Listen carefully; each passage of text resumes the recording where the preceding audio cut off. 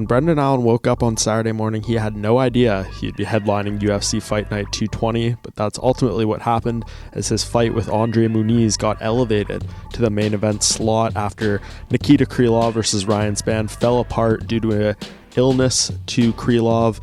This fight, a 3-rounder in the middleweight division, bumped up, and Allen really made the most of the opportunity as best as he could, showed some evolving striking in there.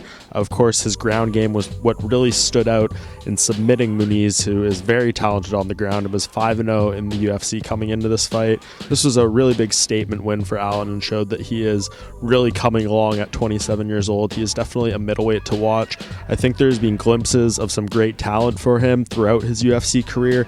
He's had some hiccups for sure in there on some short notice fights, getting caught with some hard shots, things like that, but it seems like it has helped him grow and evolve in a positive way, and I think we are starting to see him come into his true form and get closer to that prime in his career, and I think there's big things ahead for this guy. He seems to have a very solid mind on his shoulders and really someone who is dedicated and focused on thriving in the sport by doing it the right way. So you kind of have to root for him for a little bit to continue to have this success, and I think he seems to be realistic about where he stands and where he wants to go, and he dropped a number of potential names in there. Of course, he wants the rematches with the two fighters he's lost in the UFC, and Chris Curtis and Sean Strickland, but was also understanding to the fact that the UFC doesn't really book rematches for fights like that position. Maybe if they got to a title shot or a title eliminator or something like that down the line, then they'd put that together, but right now it doesn't make a whole lot of sense. You mentioned some fresh names as well for him too, and the one that really stood out to me was Jack Hermansson.